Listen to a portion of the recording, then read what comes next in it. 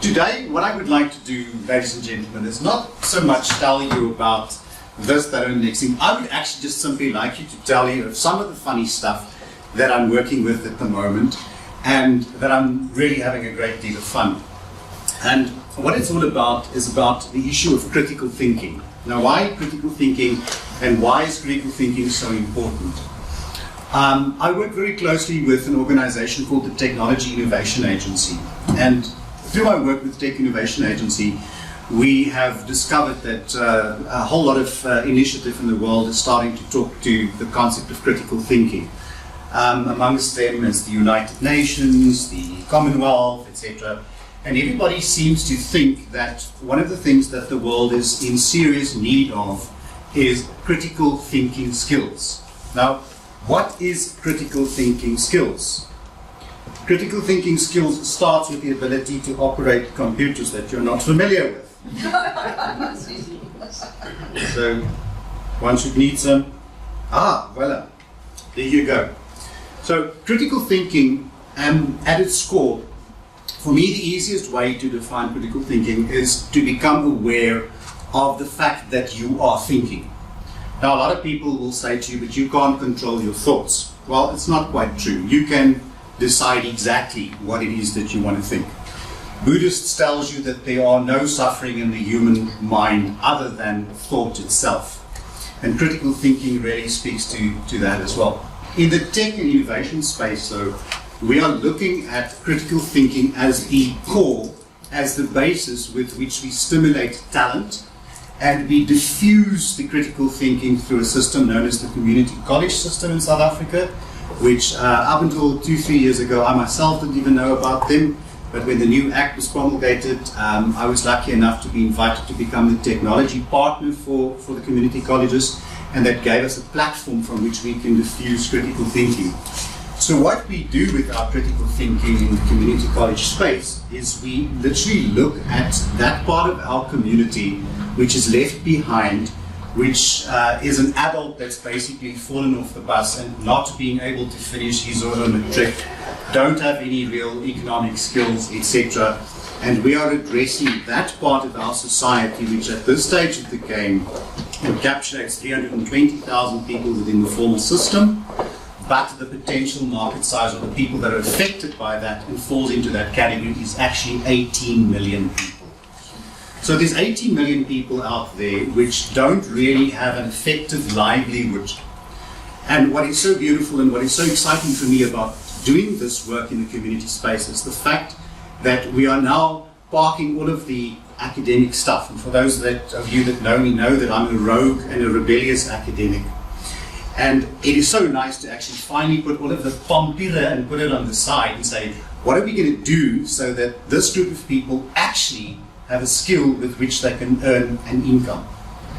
Guys, I can't tell you how awesome it is. Okay. I go to the Eastern Cape and I take this off-road stuff, and it's like going into the Bundes, and I go and find these communities, and there in the middle of nowhere, you find a couple of girls making scarves, which is export quality.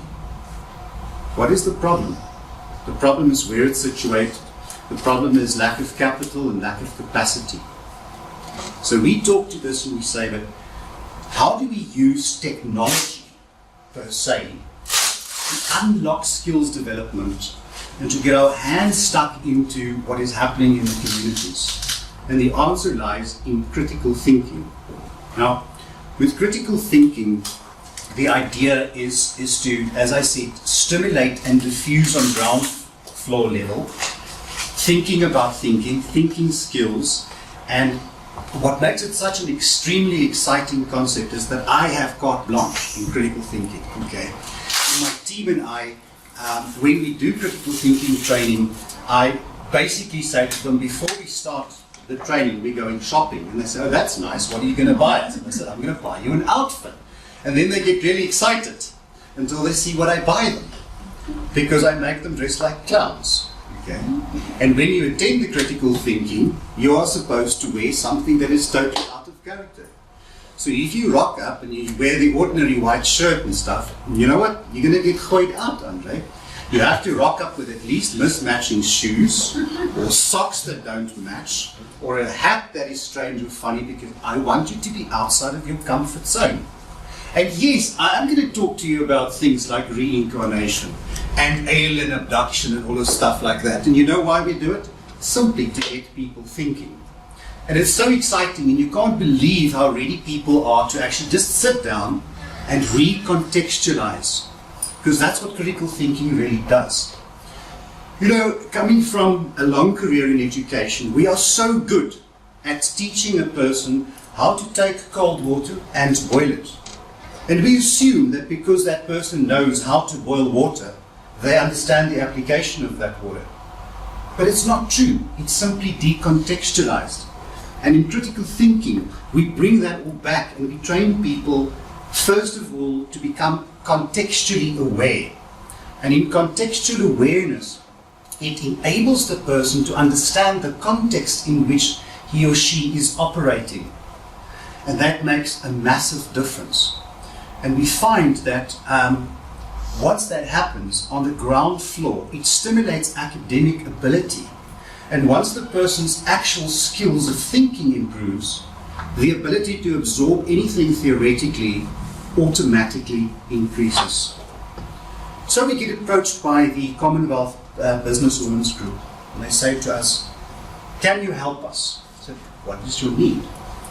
They have 1 billion women in the Commonwealth that are economically underactive. 1 billion women. Okay. How do you reach 1 billion women? How do you help 1 billion women out there? And I was just going to say with limited resources, but actually if I had limited resources to do it, I'd be very happy. At least I'd have something. The expectation is always to achieve this with this. I mean, people say to me, "How do you do it?" I say on a regular basis. You just have to. And somehow it just all falls into place. So what we do in order to give execution to this is we literally go out to the communities and we onboard them on Skillsbook. And Skillsbook is an app that we've developed in-house based on the needs of my organization and what it is that we thought the community out there needs. Now people will say to me, "Oh, it's an e-learning app." Well, yeah, it's an e-learning app, but it's not an e-learning app. And then they say to me, "But it's like LinkedIn." And it's, well, yeah, it's not like LinkedIn, but it's like LinkedIn. But what is it then? Well, to put it in a nutshell, Skillsbook is a skills repository. It's that lever-arch file with your birth certificate, your degrees, your matric certificates, that beautiful letter that Yelda got from the board saying, 20 years service, we absolutely love you, how fantastic is that? It's all in that file. Okay. Skillsbook is your digital version of that file. Now, why do you need a digital version of that file? Well, because we live in a VUCA world. And in a VUCA world where things are changing on a daily basis, you have all this fragmented, just-in-time skills development that's now taking place. And with that necessitates the opportunity to accumulate your skills in little bits and bobs. But now, your problem is, one day you wake up and you think, I would really like to enroll for another qualification. Apparently not at private providers from what I've heard this morning. Okay. Us private providers, we're always the pig in the story, actually. I don't know why. Yeah. What have we done wrong, huh? What do you think it is, huh? Anyway, so what it enables you to do is then to have all of that stuff, all of your pampile, all of your goeders, all of your performance assessments, all of your referrals, your entire proof of competency you have in one bowl. And to present that in an application for recognition of prior learning at another institute then becomes quite easy because you have a skills repository. People phone me once a week, guys, you can't believe it, okay? Please, sir, can you RPL me? Nareen, I have this vision eventually in my head that I'm going to put you on this table and then I'm going to RP and L you. And I'm saying to him, RPL you for what? No, I don't know, just RPL me. They're all excited because they're going to get RP and L. And I said, you know what, it's not a medical procedure. Because what I wanted to do is take one of Yelda's very senior people with an Institute of Bankers diploma and a very senior position in one of our 4 major banks. And how dare I suggest that this person can enroll for the BTEC on level 4. The academic board said I'm not allowed to do it, but when I walked out I thought, you know what, let's see how good the system works. Went downstairs and registered 4 candidates, and well, long story short, after they completed their BTECs, they also have masters and PhDs today. So good for them. The moral of the story, ladies and gentlemen, is that in our society, there's a great deal of transformation that's busy happening. And when we are talking about skills repository and recognition of prior learning, gone are the days in which you can say that you have a university degree that you earned sitting in a classroom listening to a professor talking you to sleep. That is not the superior way of obtaining a qualification. And the person that got that did not work harder than the poor oak that has a skills repository and after 20 years looks at that and say, let's see if the stuff that I have in my pot maybe meets that criteria. Certainly the guy that comes with the skills repository and fragmented bits and bobs has the experience, he has the knowledge, he has the application. There's no question as to which one should be the superior, if there is a superior. The long and short of the story is, when we talk about skills repository, is that as long as you have a standard, an analytic, a metric, then you can come up with an analytic. Okay. If X marks the spot, then X is the spot. And if the requirement of the qualification is to jump over the gate, that's the requirement. End of discussion. As to how you get there is irrelevant. Otherwise, we have simply what I could call racism in education, if there is such a thing. So, to take it to the next level then, what we decided to do to diffuse critical thinking is we trained up this team of people and we deployed them. We said, let's see what we can do. And we had about 12 trainers which we trained, and we certified them to go and do a lot of critical thinking, which we have on 4 levels, in level 2, in 4 provinces, and we said, let's test it. It was a tremendous success. The guys on the floor absolutely love it because it's fun and it's hilarious, and we make jokes and we literally talk about anything that people want to talk about and we unpack it. And to make a long story short, last year we onboarded in excess of 10,000 people in the communities. And we're doing this, I'll have you know, in places where there are very little internet coverage, very little in terms of devices, very little in terms of infrastructure. In some of the places we were, you don't even have proper electricity. This year the target is 21,500 people. We haven't even signed the new funding agreements from our funders, but we're already 3,000 students into that target, chiseling away on it. So, what is critical thinking? Okay. Critical thinking, as I say, is the ability to think clearly and rationally about what to do or what to believe. In critical thinking, we interrogate people's beliefs, their notions, their vibes, but we do it in such a way that you end up doing it yourself. Okay. We touch on, and it's amazing what we get away with. As I say, anything from religion to alien abduction can be discussed. It's perfectly all right. One of the things I like to do is to quote a database of statistics of alien abduction. I can quickly share with you. There is a record, Yalda, of 65,000 reported cases, and they're all in about 5 categories. And then I walk the audience through it, and at the end of the day, there's always somebody that stands up with big eyes and says to me, do you believe it? And then I say to them, let's be honest. What difference does it make if I believe it or not? It's not going to make it true or false. They said, but why are you telling us this? And I said, I want you to think, what if? What if? What do you do if all of a sudden you hear this roar and there's a mothership hanging in the air? What are you going to do? How's it going to affect your thinking? What is it going to change in you? Are you going to panic? Are you going to think, no, what? What is it? How is it going to affect you? What does it touch in your soul and your being as a context? And how does it make you change your life? And we use a lot of those type of things which are really, and it's designed, the whole point is to push people into thinking. So critical thinking, we talk about what do we do to align our thinking to create a better economic output, and really that is at the crux of the matter. So when we activate critical thinking, our objective is to make people understand that your economic reality is a consequence of your thought processes and patterns. Okay. Like it or not, there is a thing such as a poverty mentality. Okay. And a poverty mentality produces a poverty reality. And once you become aware of the fact that your existing reality is a result of your thought process, and we help you unpack that and you become conscious of how you think to get to that result, only then do you have the opportunity to rethink what it is that you should be doing. We've had some incredible successes by applying this concept in learnerships over the last 10 years.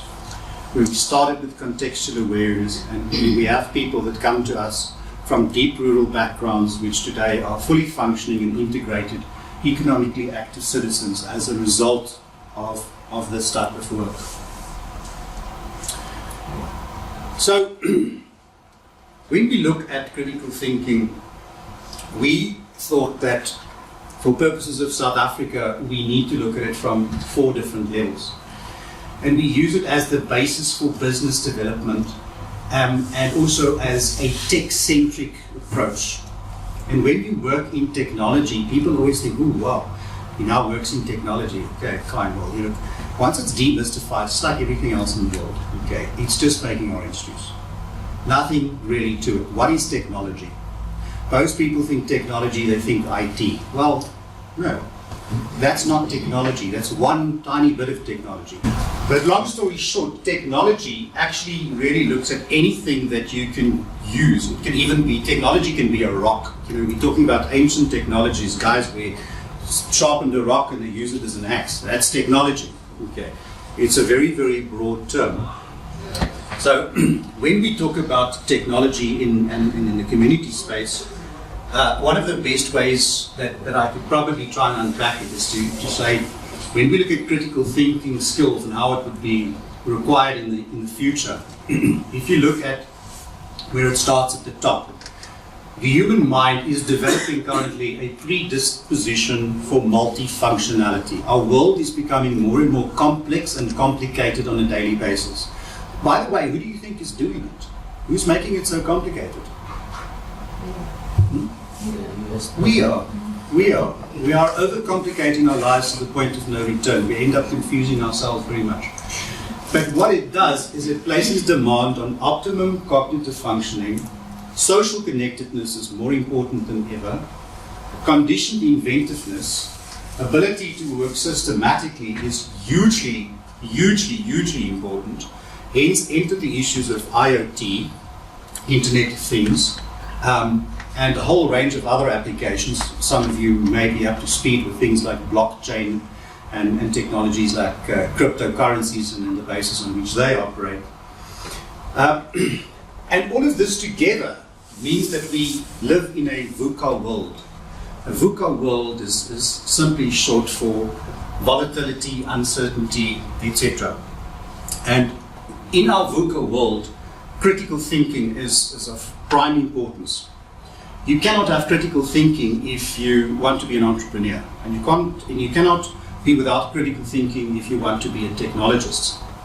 So in our model, the next level that we went to is we invented two types of processes.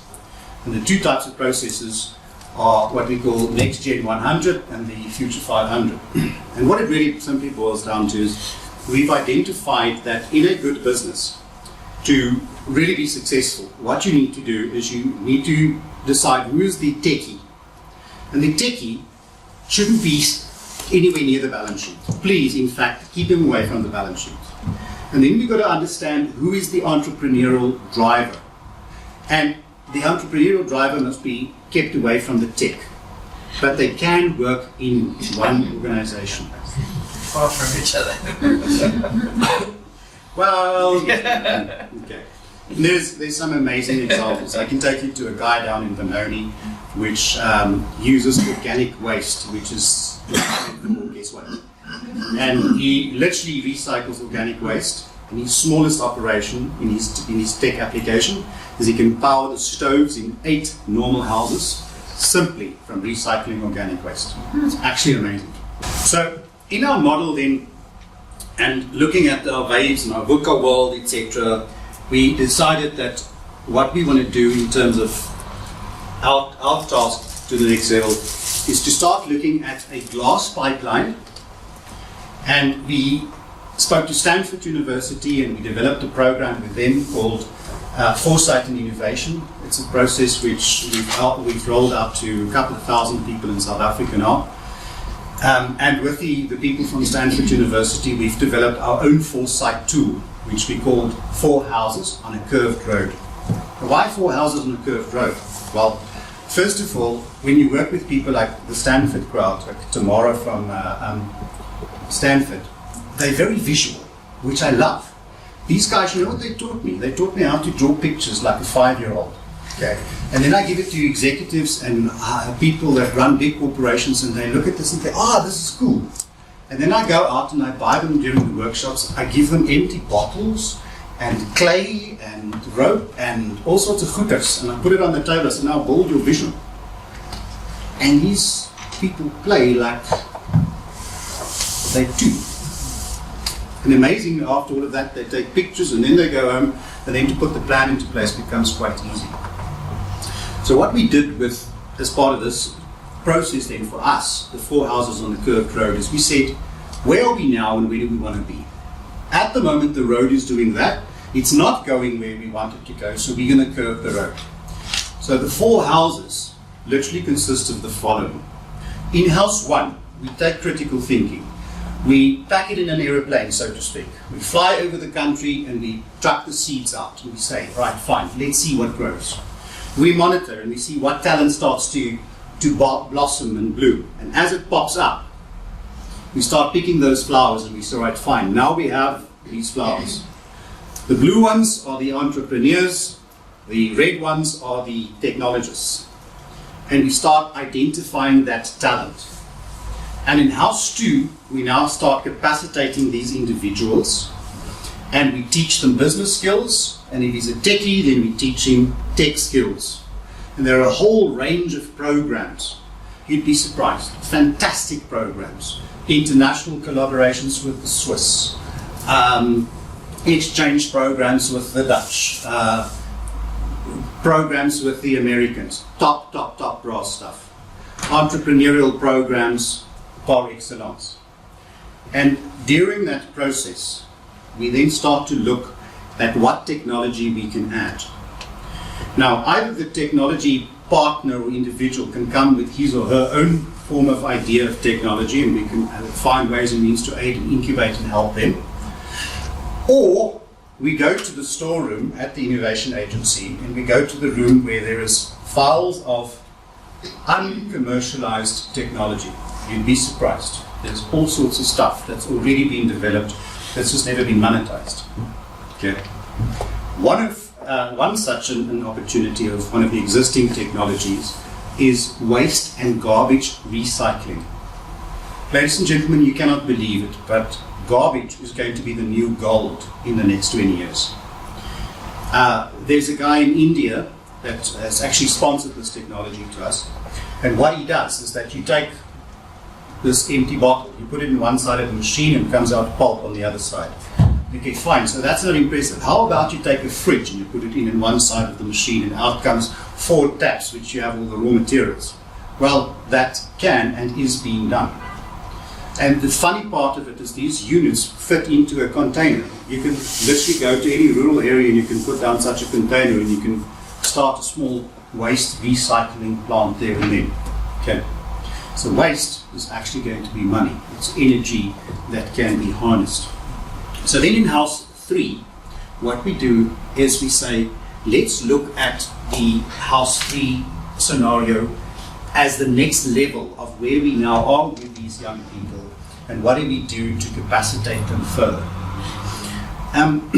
It really is a process of business incubation at that level. And that business incubation includes things such as further coaching and mentoring, further training, further assistance, templates, funding, etc.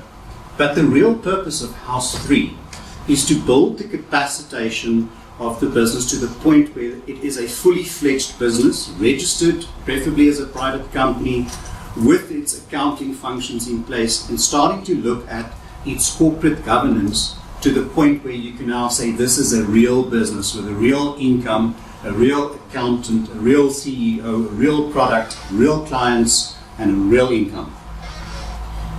Still through and part and parcel through the hand-holding process, we take it to House 4, and in House 4 is the place where I like to play the most.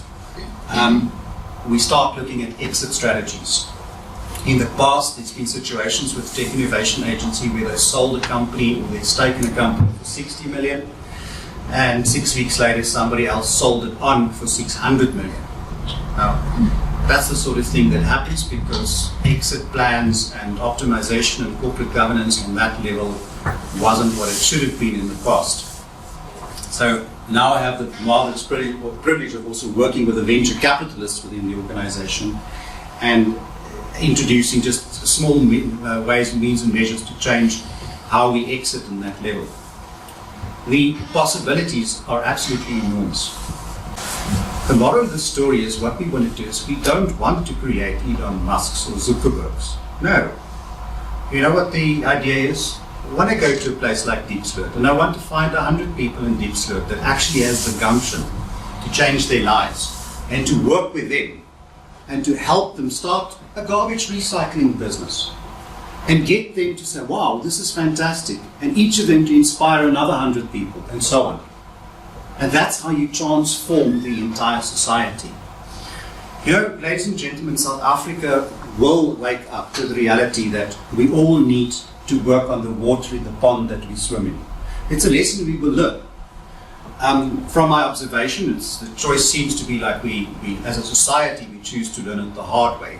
But it's just simply one of those lessons that we will learn. It's not avoidable. And sooner rather than later, as soon as we can get stuck into this, is that if we actually build our society from the ground up, everybody benefits. My last 20 years in learnerships, I've seen tremendous growth in people. Unbelievable. Where people literally come from me, where the mother phones me, she's a domestic in the Free State, and she said she cries when she says to me, I cannot believe what happened with my kids. And there are HR managers and high positions in SARS, etc. And you know why? It's not because I'm a great teacher or I have a great process. No, I'm just a facilitator. I'm the guy that provides the desk. It's because those guys truly want to do it. And those are the people which I feel that not only are we morally obliged to help, it actually speaks to our own wisdom if we do. Because it's a thing that is in our best interest. Ladies and gentlemen, so I hope that gives you a sort of an overview of some of the nonsense I'm up to and the trouble that I get myself into. I'm having a great deal of fun, and as I say, the transformation and the successes that we have as a result of it is nothing short of phenomenal, even if I say so myself. And it's not because of me, it's because of the processes, the people, and my unbelievably fantastic team, and the support we get from industry and business. Thank you very much for listening.